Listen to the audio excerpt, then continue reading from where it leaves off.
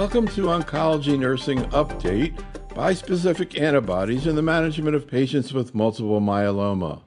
This is medical oncologist Dr. Neil Love. For this program, I met with nurse practitioner Dr. Tiffany Richards from the MD Anderson Cancer Center in Houston, Texas. To begin, I asked her to provide an overview of the current landscape of management of multiple myeloma. Myeloma is changing so fast. I think about where we were when I first started 20 years ago in myeloma, where we are today. It's so different, and patients are doing so much better and tolerating therapies well. So generally speaking, when patients are newly diagnosed, we're generally going to start them on a quad therapy with usually a monoclonal CD38 monoclonal antibody, along with bortezomib, lenalidomide, and dexamethasone. And, what studies are seeing is even in patients who we typically would describe as being transplant ineligible, they are able to tolerate these quad therapies just as much as somebody who's transplant eligible.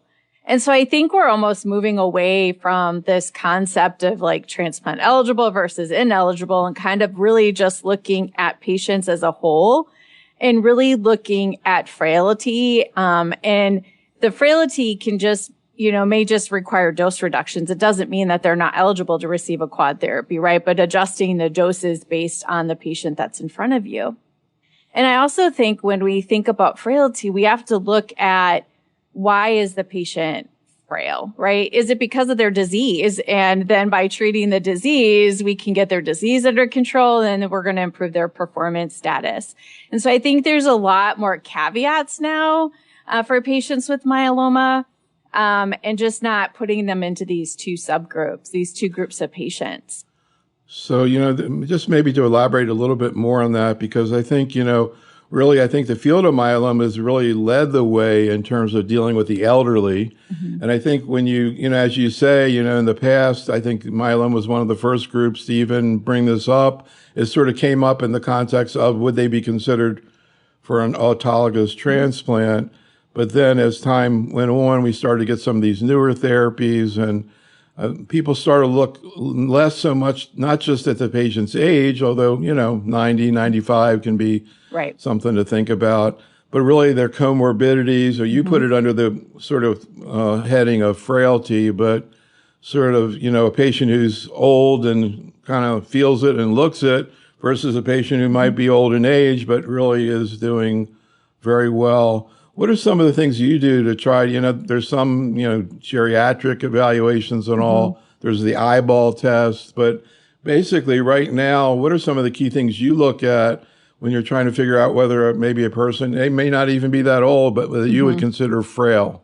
Yeah. Really looking at their comorbid conditions, what other disease processes do they have? Do they have heart disease? And if they have heart disease, is it just like, some mild heart disease, right? Or do they have a cardiomyopathy that's with a decreased ejection fraction? Looking at, do they have diabetes? Do they have lung problems, right? Because if they have decreased lung function, then that's definitely going to exclude them from like having a transplant. And then, a lot of times what we kind of tell our patients, if we're kind of on the fence about how they're going to do with like transplant versus not doing transplant, is we'll say, well, let's try, a quad therapy. And if you aren't going to tolerate a quad therapy, then you're declaring yourself right there, right? Like that's definitely not somebody that's going to, do well. But I would say we're also looking at, their renal function, and because if they have decreased renal function, then we need to make sure that we're reducing those doses definitely, right? But not just basing their frailty on like, are they wheelchair bound? Because most patients with myeloma, if they have a lot of bone disease, they're going to be wheelchair bound. And so I don't usually take that into consideration, if somebody's frail or not.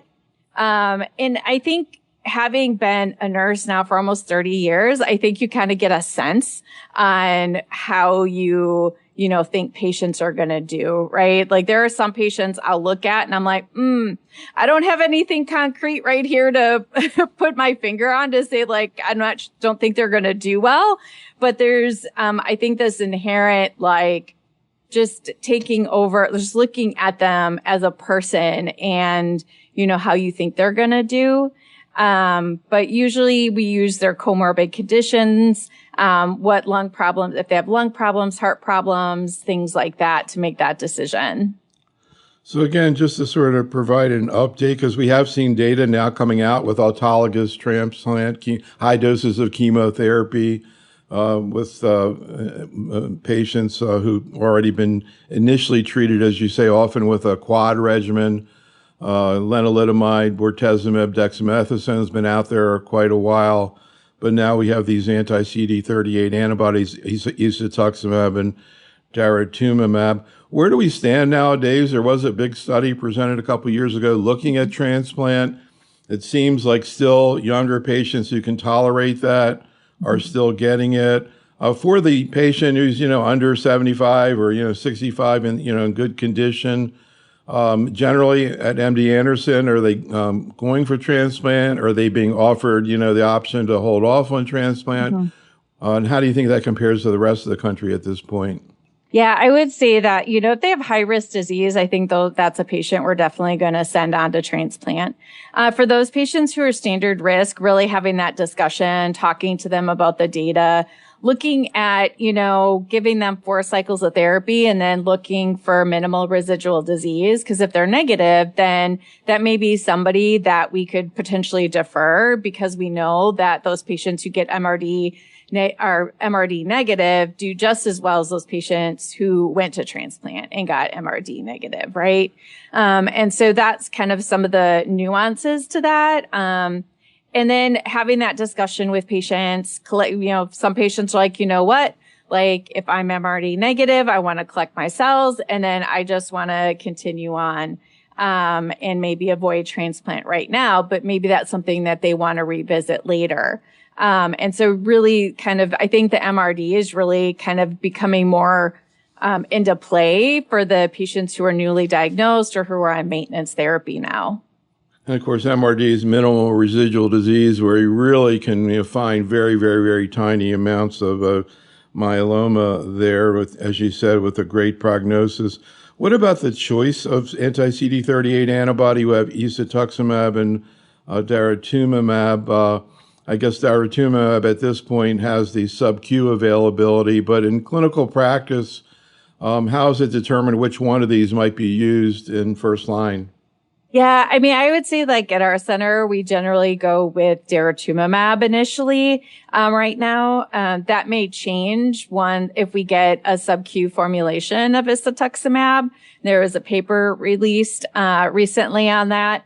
And so if that changes, I'm not sure. I don't know how we're going to go about making that decision. But generally speaking, I would say, we're using isatuximab maybe later on if a patient had daratumumab up front. But I think for the patients, their bortezomib is a sub-Q injection. And so it's just easier for patients to just get that sub-Q injection rather than having to have an IV infusion at this point. So I'm curious, given this and, sort of the way myeloma is being initially managed right now, and you mentioned high-risk patients, for example, del-17p, different characteristics of the myeloma that we know are associated with the worst prognosis. But for a patient with more standard risks, which is what we typically see, what are you kind of saying to patients about what to expect in general in terms of, if they go through with this quad therapy and then let's say a transplant, or they have an MRD negative and they hold off on that, how long it might be before they're going to need to be treated again? Yeah. So, I think right now a lot of our docs are, because we place them on maintenance therapy afterwards, right? And I think the nice thing is with patients who are MRD negative, have a sustained MRD negative, we can actually start to have that discussion about, maybe discontinuing maintenance 3 to 5 years after they start. But patients, we have patients who've been on maintenance therapy for so long. Patients are just doing so well. And so on average, I'd say our patients are staying in remission, after their induction therapy for a median of 4 to 5 years. But I mean, every day in my clinic, I have patients who've been longer, and now we're checking MRD status to see, like, having these discussions if we could potentially discontinue maintenance therapy, which I think is really nice that we're able to start having those discussions with patients, because before we weren't able to really have that discussion with them.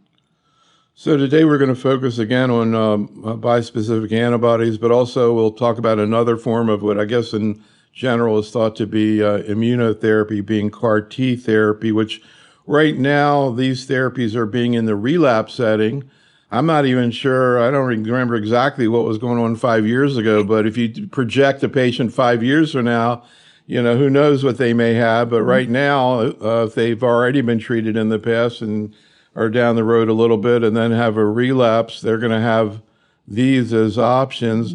Can you talk about, before we kind of get to bispecifics and also CAR T, some of the other therapies that are considered, for example, in the second line, in a patient maybe who's already had, a quad induction, maintenance, transplant? What are the kinds of approaches that are currently used, and then where bispecifics and CAR T start to be thought about?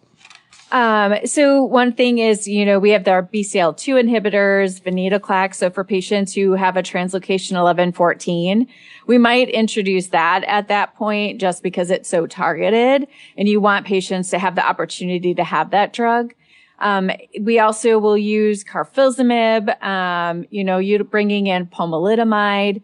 If they relapsed on just single agent lenalidomide, then we can always bring in an anti-CD38 monoclonal antibody again, just because it wouldn't preclude them from having it because they had it with induction.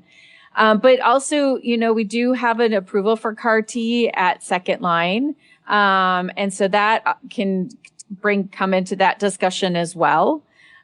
Depending on the patient and kind of what's going on with the patient. I would say that for most patients, we aren't necessarily doing, second line CAR T unless maybe they're high risk, or if they had a very short relapse post stem cell, right? You have the patient who maybe relapses, in under 18 months. That might be a patient that we're going to say, even though they're not traditional high risk disease, they're not acting how a standard risk patient should be acting. And so that might be somebody that we'd consider for our CAR T. And then obviously clinical trials, as we're looking at moving bispecifics up into earlier lines of therapy now. And so that's also would be an option that we would have a discussion with patients.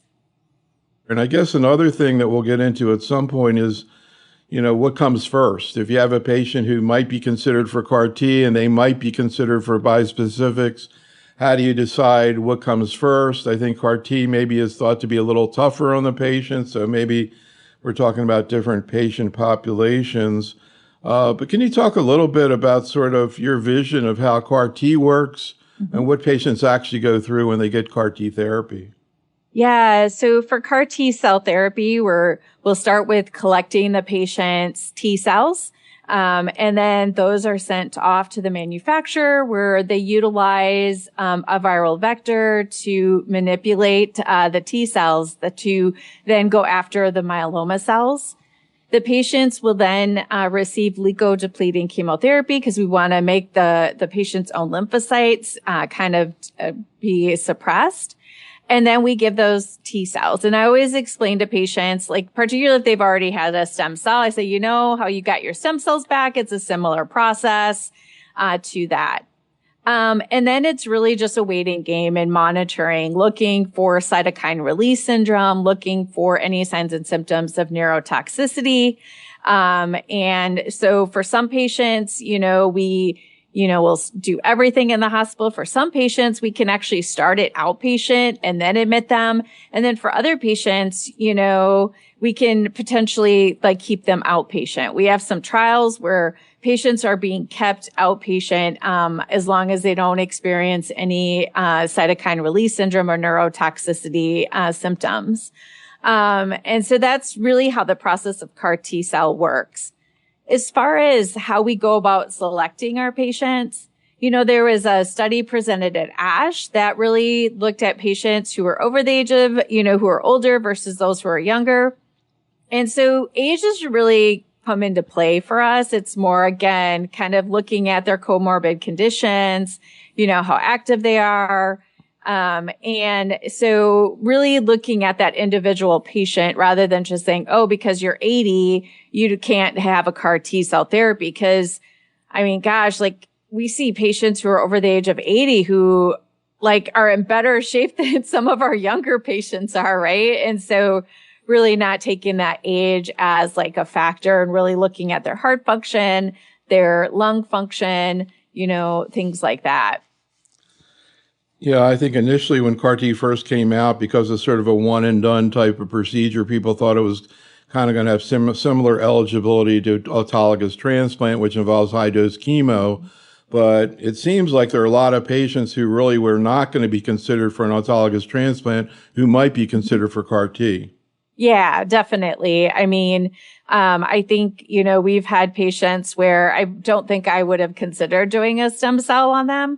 But we may, do a CAR T cell product with them and they do well. They need to have the social support system. And I think that's one thing that kind of helps you to take into consideration, can this person get CAR T, or is this a person who would be better served with a bispecific? Because you need that social support. And you need to have the resources to be able to stay near a cellular therapy center. And so I think that kind of comes into play for patients.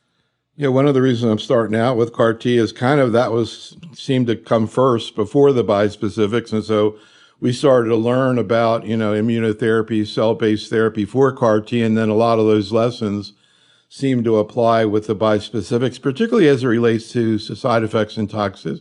Mm-hmm. And of course, it was with CAR T that we first began in oncology in general, not just in myeloma. Of course, CAR T is used in lymphoma as well. Learn about cytokine release syndrome and ICANS, or neurologic toxicity. And then, of course, they became things to consider with bispecifics. But just getting back to CAR T, what were some of the things, or what are some of the things that are seen as it relates to what is cytokine release syndrome? Why does it happen to these patients? Can you prevent it, and how do you manage it? Yeah. So the way I explain to patients is, we're basically, we're stimulating your own immune system. So the same things that cause you to have a fever when you get a flu or when you have an infection, we're kind of doing the same thing. We're invoking that immune response, right? And so to have a little bit of that is a good thing. We want your immune system to be a little bit stimulated. We just don't want them to be too stimulated. And so patients are monitored for that. There's a drug called tocilizumab that can counteract. It's an anti-IL-6. And so we can, give that to kind of help calm down the immune system, to help minimize how bad the cytokine release syndrome gets. And so utilizing that, and then also, if that continues, there's other drugs that we can utilize as well. But one of the biggest ways that now that we know, at least in myeloma and CAR T, is to try and reduce tumor burden. We know that those patients who have higher tumor burden tend to have the worst CRS. And so we try to, decrease the tumor burden before they go on to CAR T cell therapy. And then even with neurotoxicity, we know that those patients who have a higher tumor burden have more neurotoxicity as well. And so they're monitored. And then we obviously are going to be checking their neurological status twice a day. Or if they're doing it outpatient, teaching the family member how to do that, what questions to ask and when to ask those questions. And then also letting the caregivers know that they may notice subtle changes that, the nursing team might not even pick up on, right? Because they know their family members so well. And to let the team know if you start to notice some subtle changes, because that's also really important. And when do you typically see, at least with CAR T, cytokine release, and when do you see neurologic issues? And can you talk a little bit more about the types of neurologic problems you see? Yeah, so patients can get confusion. We ask them a series of questions to say where they are, what year it is, what month it is, what hospital they're at. We have them count backwards from 100 by 10. I remember initially they did it by 7. I was like, oh my gosh, like I think I would have a hard time with that. I'd really have to be thinking about that. So now it's by 10, which makes a lot more sense.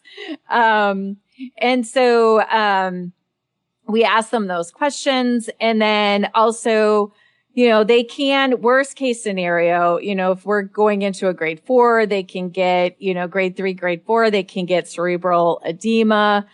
Generally, we don't see it that severe in myeloma.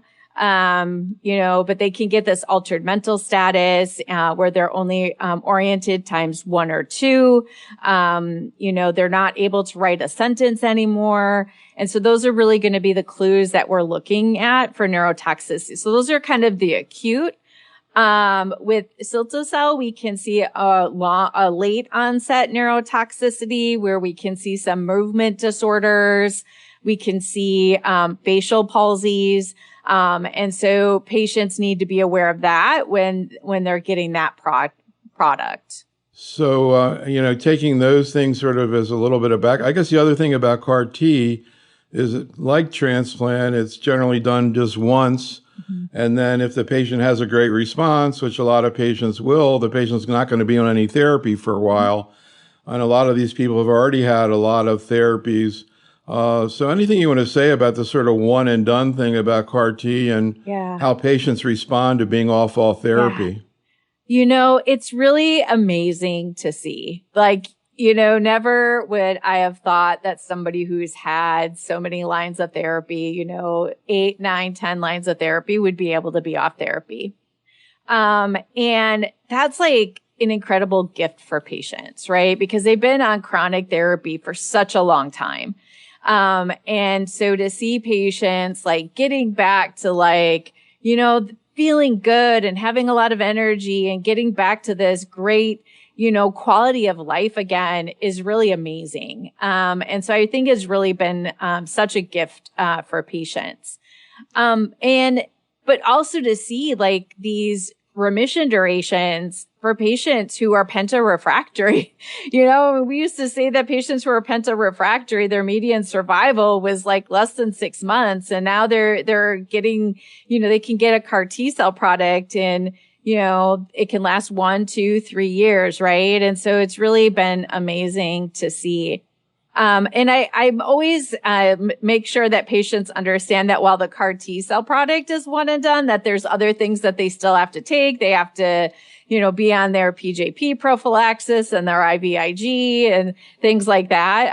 I once had a patient be like, I thought this was one and done. Why do I still have to do this other stuff? And I'm like, well, that part was one and done, but we have to do these other things to make sure you stay healthy.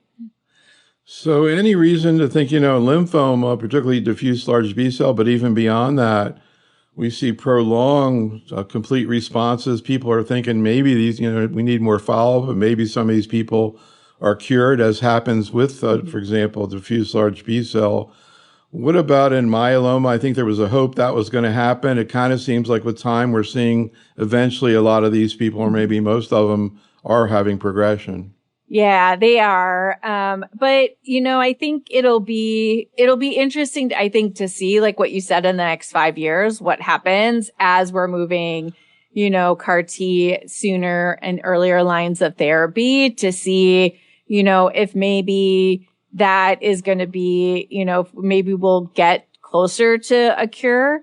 But yeah, unfortunately, patients are, relapsing, after CAR T. And so that's the one, I think the disappointment for a lot of us is I think there was a lot of hope that maybe this would be, the thing that would get us to a cure. But I think you really won't know that until you get into the first line setting. So I think you've painted a great picture of kind of what's involved with CAR T therapy. It sounds like if someone were eligible for that, it'd be very, interesting to consider. But also we have this option, maybe a little bit less difficult for the patient, of a bispecific antibody. And there are patients who are considered eligible for both CAR T and bispecifics. A lot of them might get CAR T first and bispecific second, or they might not be eligible for our CAR T and go right to bispecifics. Would you say in general it's, sort of a less difficult course through bispecific than CAR T? I do. You don't really see a lot of the neurotoxicity with bispecifics. And if they do get CRS, it's generally grade 1. You might get a grade 2, but generally the severity of the CRS is much less with bispecifics compared to with CAR T.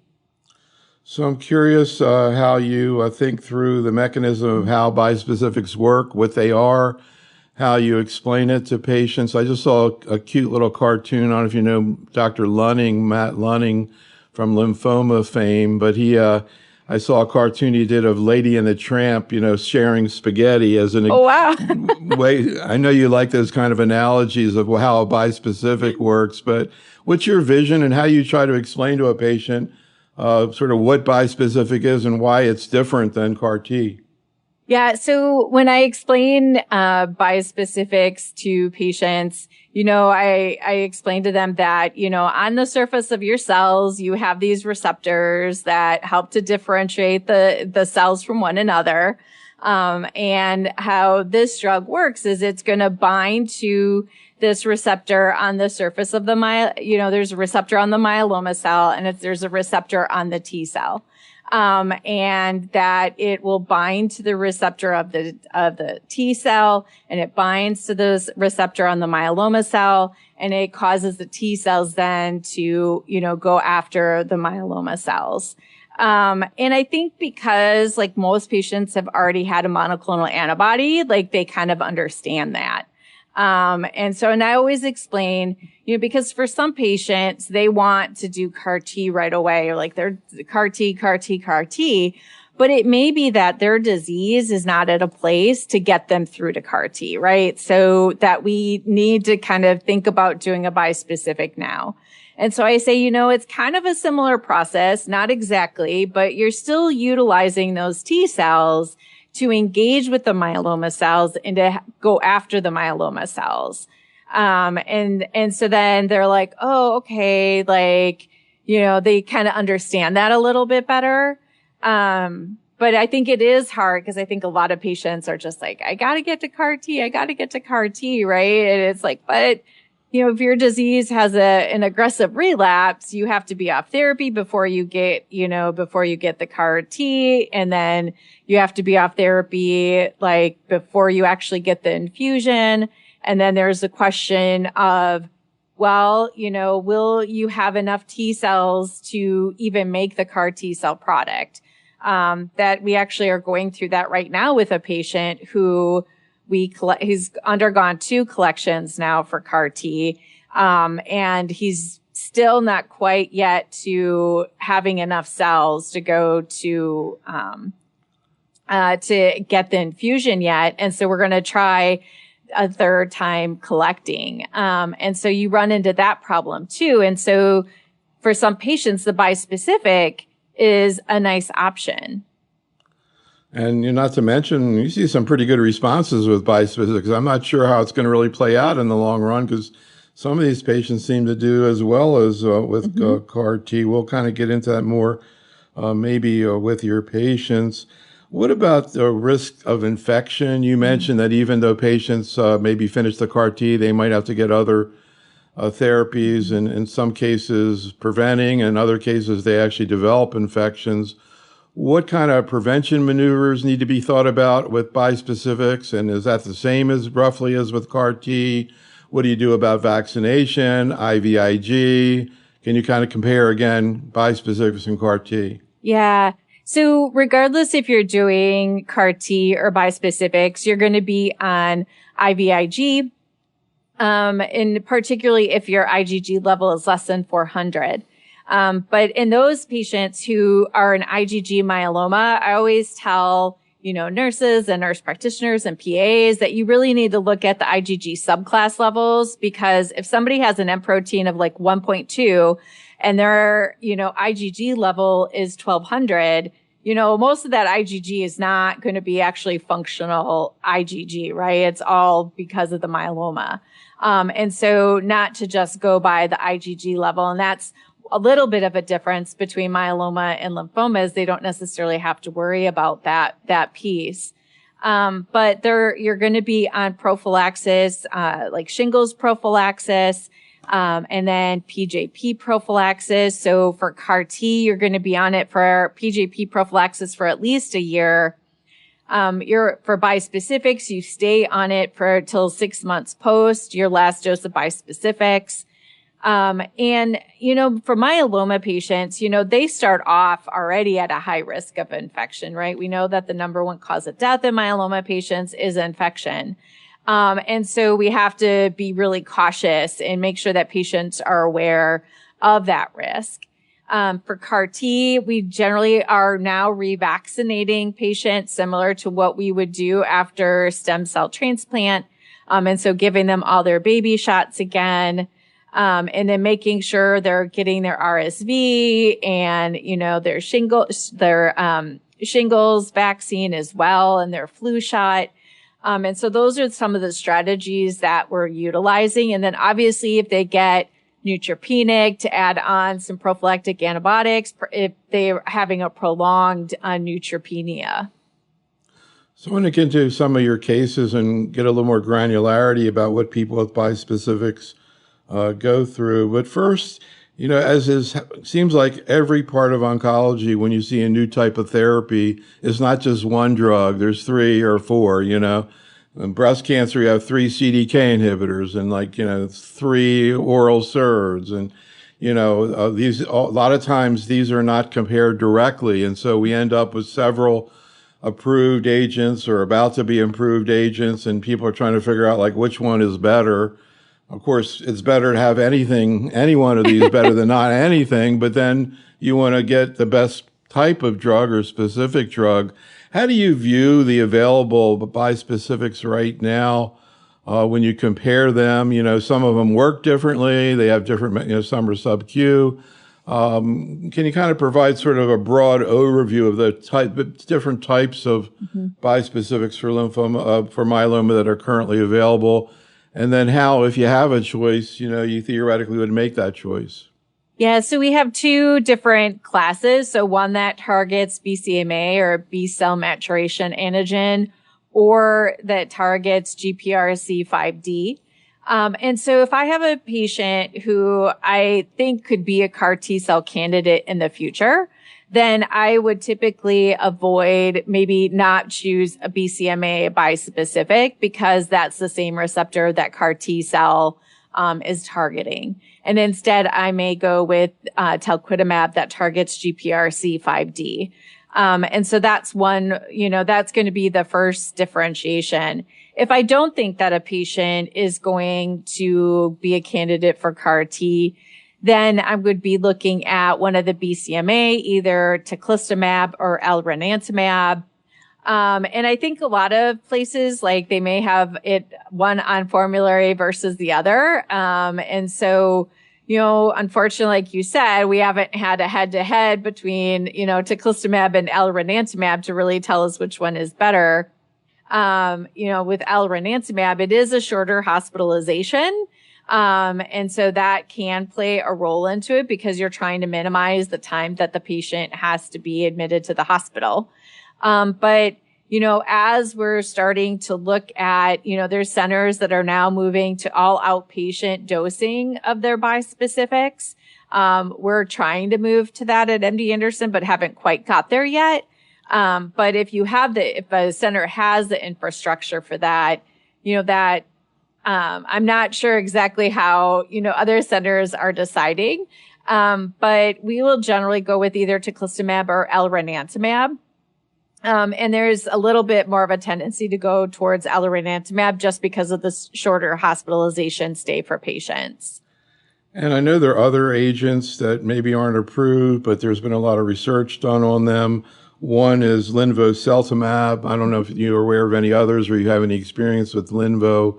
Again, how does that differ, and is that likely to become available? Yeah, so Linvo targets BCMA as well. That's given IV, although it's a less frequent dosing. You can very quickly de-escalate to a monthly dose with Linvo. I know that I think there's studies that are looking at sub-Q administration of Linvo. So, hopefully, if it gets approved, it'll be a sub-Q administration just because that's so much easier for patients than have to get IV. And with the Linvo, it's once a week dosing. So even if patients are admitted, they're admitted for day 1, they're observed for 24 hours, they can be, discharged, and then they come back in for day 8. So again, it's a less admission, and they actually don't even have to be fully admitted. They could be admitted, observation. And so that's one, distinguishing feature, compared to the other, BCMA targeted therapies. And then there's Cemostamab, which hasn't been approved, and that targets, has a different target to it, that's currently undergoing investigation as well. So let's take a look at some of your patients, starting out with this 80-year-old lady on teclistamab. I got to tell you, one of my favorite stories in oncology in general is about a man that I did a video interview. I don't know if I ever told you this. I did a video interview of this man who was on teclistamab. And he'd been, the time that I interviewed him, he'd been on it for 1.5 years, had very little tolerability issues, in a great remission. He was out, living his life, doing great. And the day that I interviewed him was the day it was approved. Oh, wow. That's awesome. So, he had a 1.5 year jump on everybody else because he participated in clinical trial. And I like to use him in general in oncology as an example of why being in a trial can be helpful, because all these drugs that we're talking about today initially were given to people in trial when they weren't approved. And you see a whole bunch of people had these great responses before the drug was even approved. Yeah. And he was one of them. But what happened with this 80-year-old lady? What kind of shape was she in, incidentally? Yeah, she was in good shape. She had really a difficult time tolerating therapy. We're having to do a lot of dose reductions, holding therapy. She had a lot of fatigue and diarrhea, and we weren't able to really get to a place where we were able to keep her on therapy. She developed a lung fibrosis from carfilzomib during her induction therapy, and then at relapse we tried re-challenging her, and she got short of breath again. And so we started having the discussion of CAR T versus bispecific, and it was several months of having this conversation with her. And she was very apprehensive. She was having a difficult time trying to make a decision, and we were worried about her with CAR T. We just, she's 80, and while she's fully ambulatory, she's tiny. And so we just had some concerns. And so we elected, to, kind of say, let's do the bispecific, and, kind of go from there. So she had a fantastic response. I mean, after one cycle, her light chains went straight down. I mean, it was just amazing. She had grade 1 CRS. Eventually she did achieve she's currently in an unconfirmed, complete response, and is doing well. Now, a few months ago, she developed some increased confusion. Now, she had some at baseline, and she had some neurocognitive testing about 1 year ago. And so we were concerned about this confusion she was having. So we did get an MRI of the brain, which, didn't really show anything. And her neurocognitive testing was largely unchanged in the last year. And so we held therapy and just to give her a break, and she's doing great. And so she was so worried. She's like, I don't know, do I need to be on therapy? And I was like, look, you've had like 10 cycles of therapy. You're doing well. Your numbers are low. Let's just kind of keep you off therapy and watch your numbers. And so now she's off therapy and she's getting her energy back. And she's doing like remarkably well. And so, just amazing, and here was somebody who wasn't able to tolerate all of our approved therapies and we give her a bispecific and she did great with it. And she's 80. And so, just because somebody didn't tolerate the, other therapies doesn't mean that they're not going to tolerate bispecifics, because they may actually tolerate it better. There's no steroids involved except for that with that first cycle. And yeah, she's done great. So it also ties into the issue of how long they receive the bispecifics. It's interesting in lymphoma, some of the bispecifics, they stop. Others, they continue indefinitely. As you mentioned, a couple or several approved and others that are being looked at and are encouraging. Are all the bispecifics in myeloma given until progression or toxicity, or do some have a finite duration? Yeah. So right now, I mean, on all the studies, they were done like indefinitely. I think, there's been some studies that like now I think with like, at least with, teclistamab, we can de-escalate to at least every other week. And we know that patients continue to do well. I think over time, like, I think, as more studies are being done, I'm hopeful that maybe we'll start to look at that, because if we don't need to keep hitting them, the myeloma, and we can give patients treatment breaks, and allow some of their immune system to recover, I think, in the long run, they're going to do better. And so I'm hopeful that we'll get those answers to those questions. So you mentioned that this woman actually had grade 1 cytokine release syndrome. Can you talk about exactly what happened to her, when it happened to her, and how grade 1 compares to higher grades? Yeah, so she developed on day 2. So she got her dose, her first step-up dose. That was on day 1, and the next day she developed a fever. And so that's what we generally consider grade 1. She didn't require oxygen. Her blood pressure was fine. And so I think for her, given her age, they gave her a dose of tocilizumab, so that, and she didn't have any fevers after that point. I know some centers are doing prophylactic tocilizumab, and there's some data coming out as far as like giving that ahead of time to help mitigate the CRS from even occurring. But at our center, we haven't done that yet. But hopefully, if we can get some FDA approvals with tocilizumab as prophylaxis, then we could probably actually move even more patients to doing outpatient bispecifics. So just to clarify another thing, which is that you mentioned in terms of this issue of a patient who may or may not be eligible for CAR T, and sort of where bispecifics come in, and that maybe somebody might get even bispecifics before CAR T if they have a lot of tumor. Mm-hmm. What about bispecifics after CAR T? Is that ever done? Is it effective? Do you usually switch the target from BCMA to, GPR? I always forget the letters. I know, it's a lot. It's a mouthful. It really depends on how long it's been. Generally, if they had a CAR T and then they relapsed, we would do the GPRC5D, that target, and then maybe later on go back to a BCMA bispecific. Just because, we know that those, just to allow that upregulation of BCMA again, right? The longer you can get away from a drug that targeted BCMA, the better the patients are going to do. So generally we would do talquetamab after CAR T. But then if they progress on talquetamab, we may consider, a BCMA bispecific at that point.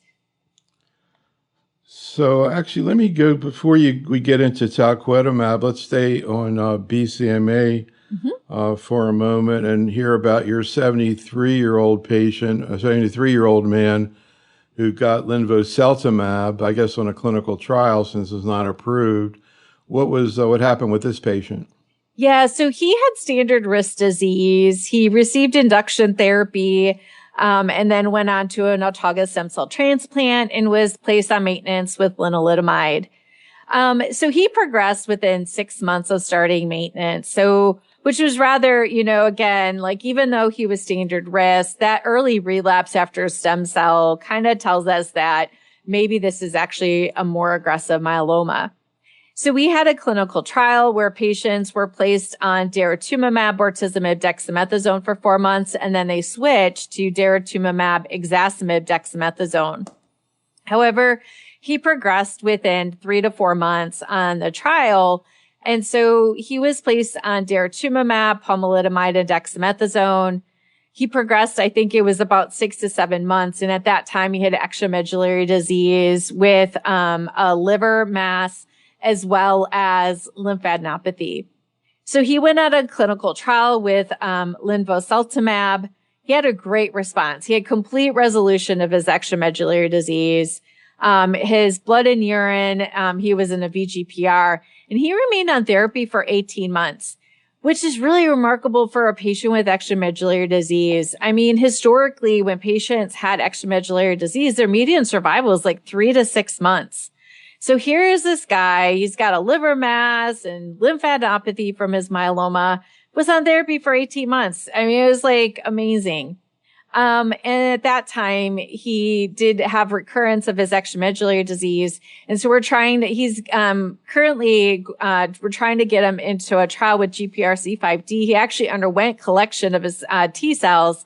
However, he was admitted to the hospital with shortness of breath, and he actually has a cardiomyopathy, possibly from carfilzomib that he was receiving as bridging therapy versus, heart disease. But I mean, 18 months with extramedullary disease. I mean, previously that was unheard of. I can't remember many cases I've heard where people with myeloma had liver disease, not even nodes. I don't think I've heard that much about. So amazing that he actually had a great response given that. Also, really interesting, the trial that he's on is a different type of CAR T than's currently out there. The two CAR Ts are BCMA directed. This one has the same target as talquetamab that we're going to talk about, the GPRC5D that I can never pronounce. I'm curious, how did he do when he first got the linvoseltamab in terms of cytokine release or neurologic issues? Yeah, he actually did really well. He didn't have any neurotoxicity. He did develop like grade 1 CRS, I think with his second dose, not with his first dose. But he actually did really well. It was grade 1. And I think he didn't even require tocilizumab. He did really, really well with it. So I guess another thing I was going to ask you about, in general, in oncology, we always move things up. And I know in our lymphoma programs, they're talking about moving bispecific into first line. You have very effective, just similar story to myeloma, very effective therapy, relatively low toxicity. So of course, everybody wants to move things up. And now they're looking at that first line in lymphoma.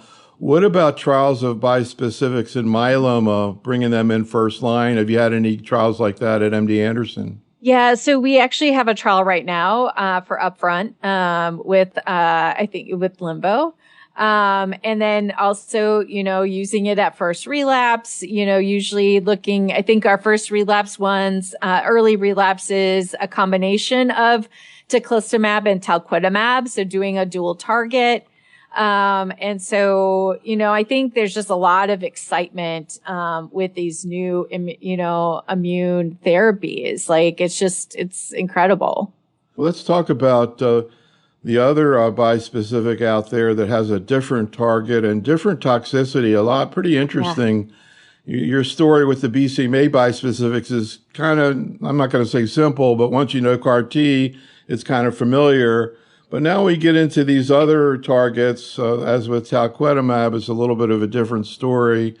So actually, before you even tell us about the 6-year-old woman, can you talk a little bit broadly about talquetamab, why it's different than, for example, teclistamab or the other BCMA bispecifics? And broadly, what are the kinds of tolerability issues you have with these other types? Yeah, so talquetamab targets GPRC5D. And I think one thing that's a little bit different about GPRC5D as opposed to BCMA. So BCMA is predominantly only expressed on plasma cells. GPRC5D GPRC5D is expressed on skin cells. It is expressed in hair follicles. It is expressed in the cells, that affect taste. And so, when patients, it's also on the nails.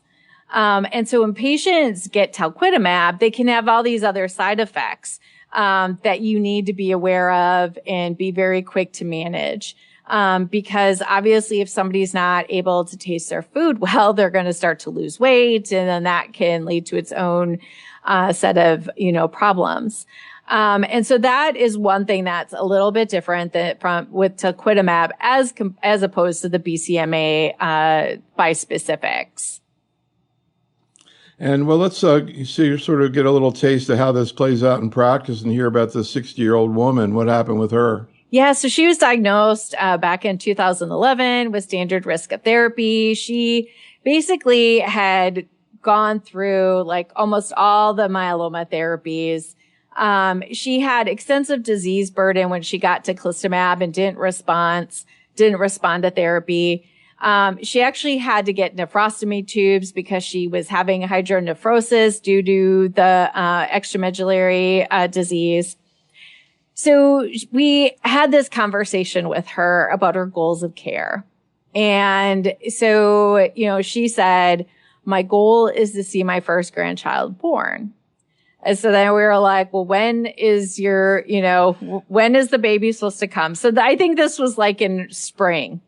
She's like November. And we're like, okay. Wow. Okay. Well, we're going to do our best. And so, we actually were able to get her through. She was on selinexor and Dexa. And so talquetamab gets approved. And she was one of the first patients to go on that. And she started like right around the time that the baby was due. And excellent response. Her PET scan she had a complete metabolic response to therapy. She, got into a complete remission, was amazing. So we actually have a management guideline for talquetamab that we developed based on, things that Mount Sinai has presented about their experience with talquetamab. And so she actually did really well, with talquetamab, which was really amazing. Every time she came in, I'm like, are you sure you're not having any problems? She's like, no, I'm fine. And I'm like, are you sure? Cause I was like, I don't really understand what's going on here, but it was amazing. She got to see her grandbaby celebrate her first birthday. Like, not only did she get to see the baby born, but like she got to have another milestone. And it was just like, this is like my favorite patient story because like, I think like this is why we do what we do in oncology. Like, absolutely. This is the reason. This is why we do what we do. 100%. Another thing I noticed here about this case, and I think this is kind of maybe where things are right now, is that after she got her second cycle, she was, quote, handed off back to her community oncologist. And yes, you were mentioning a lot of these patients have to go in the hospital nowadays, and that maybe we're going to be moving more towards outpatient. They usually are getting started by a center of excellence like yourself, but people are thinking, well, maybe in a community-based setting, they're going to be able to start using these drugs without it. Where do you see things heading in terms of sort of the interface between the community-based general medical oncology setting and the myeloma specialty setting in terms of bispecifics? And what would you say, or what did you say to the community-based nursing staff when they were about to take over? I know you did this great paper on like transitions in myeloma. What were some of the things that you wanted to make sure they knew about as they picked the patient up for cycle 3? Yeah, so we touched bases with the practice prior to admitting her for the talquetamab so that they could start getting their processes in place, get their REMS program going and things like that.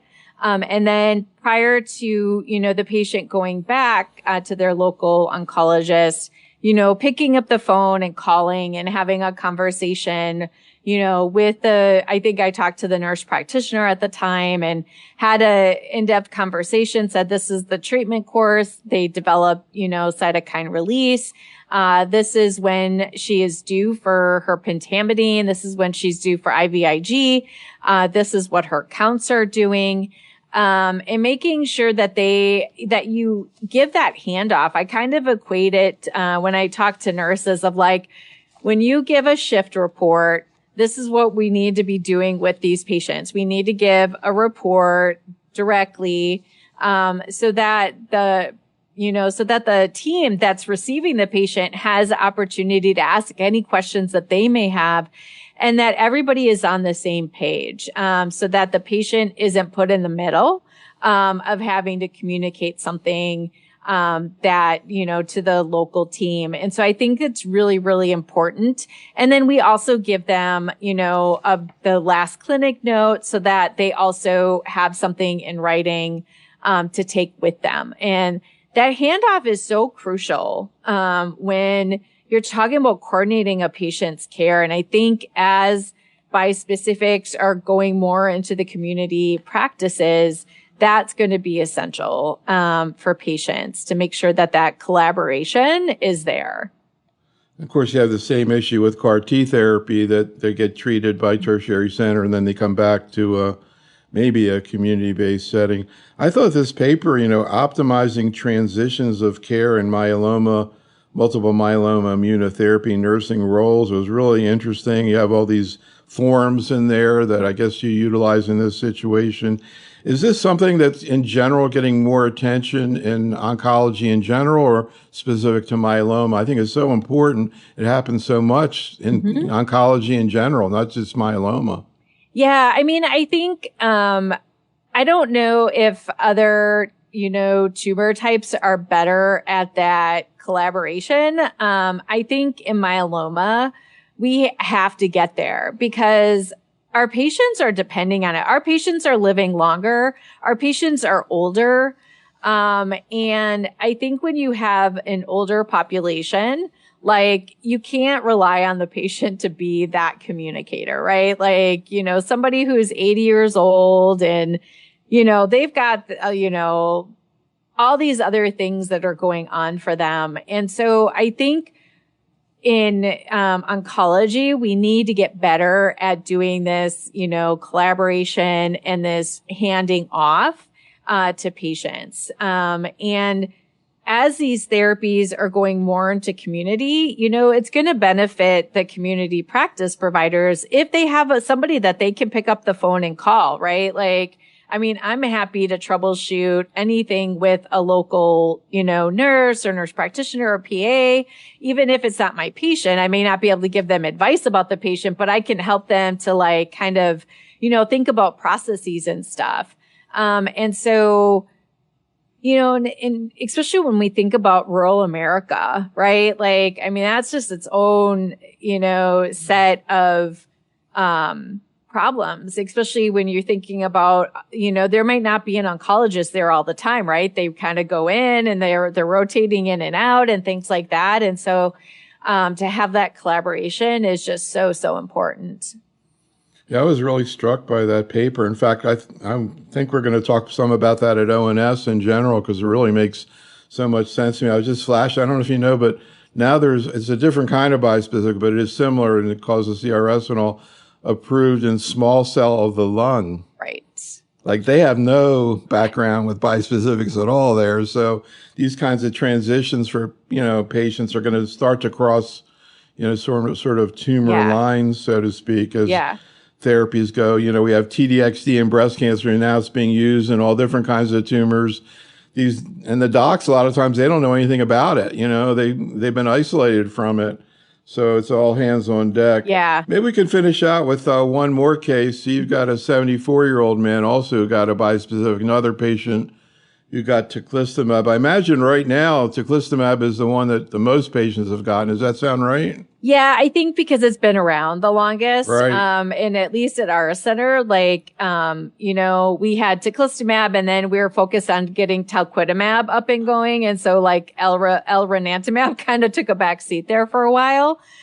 just because we already had, teclistamab on board. So this guy has had myeloma since 2006, had, got a CR after transplant. It was actually an observation because back then weren't doing maintenance. Was on a clinical trial with a drug called Array 520.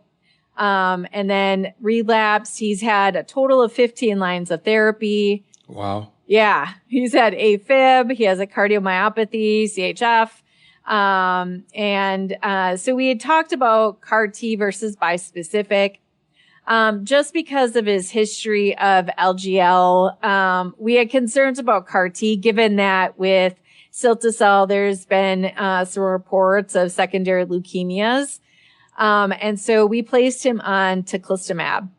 Again, excellent response. But what's really amazing is his platelets have always been in the 30s to 40s. They maybe get up into the high 50s. Doing great on teclistamab. His platelets are staying in the 30 range, but he hasn't had worsening of his thrombocytopenia even on this drug. And so I think this is just highlights how you can have patients who are cytopenic, but can still tolerate bispecifics. What is a really great case. So that maybe is a good introduction to one other thing I was going to ask you about. You kind of alluded to a little bit. We've had in the past in myeloma the issue about lenalidomide in second cancers. That really hasn't stopped anybody from using lenalidomide because the benefit's so great. But then myeloma patients get so many different therapies, you can understand why they might have a higher risk of a second cancer, leukemia, even related to the myeloma. But then we saw, at least with the CAR T, a report of second cancers that were T-cell lymphomas, which are pretty unusual. Mm-hmm. A few of them, they're thought maybe related to the CAR T. So I was curious right now, it seems like the benefit from CAR T is so much greater than the small potential risk. How would you say to patients nowadays about second cancers, and also whether you see increased second cancers with bispecifics? I'm not sure if there's enough time to really evaluate that, but any signals with bispecifics? Yeah, so far with bispecifics, we haven't seen a signal towards that yet. But again, you never know what's going to play out a few years from now. With CAR T, I think it's all about I think every patient has different level of risks that they're willing to take, right? Some patients are very risk averse and other patients aren't, right? And I think it's all about disclosing that risk, right? And giving them the data, letting them know okay, this is what they saw, and so I think it's really what's going to play out, I think, is as, the phase 3 study with the first and second relapse CAR T cell studies. And then as CAR T cells being moved to the upfront setting, I think that's really going to give us a better idea of are these secondary cancers that they saw in the, refractory setting? Is it due to CAR T, or was it just because, like you said, they've had all these prior therapies and, their immune system just is not that good anymore, right? And there's no immune surveillance. And so I think time will tell. I think probably in the next 4 to 5 years that we'll have a better understanding. But I think for right now, it's just about letting patients know. I've had some patients are just I'm not worried about it. Right. But then you have other patients I don't know, between that and, the risk of having a movement disorder and those risks, they don't want to take that. Right. And so I think it just really depends on your patient, how risk averse they are. So final question, anything that you want to add to what we've talked about today about bispecifics, something maybe we didn't cover or anything you want to emphasize? Any other comments? I would just say that, patients that you think that maybe they won't tolerate it, don't rule them out. And I would also say get them to a cellular therapy center early. we try to, like we generally will send our patients back to the community oncologist to get their treatment and things like that, and partnering with the community oncologist. But the earlier we see them, that, particularly if you're thinking about CAR T, it's so much easier when the patient is not hasn't gone through all of their lines of therapy and now they don't have anything left. And now you're sending them to us for CAR T. It's a lot easier, and we can do it in a much safer, controlled way if we see those patients early. So I would just say early referral for CAR T bispecific, is really, really important. This concludes our program. Special thanks to Dr. Richards, and thank you for listening. This is Dr. Neil Love for Oncology Nursing Update.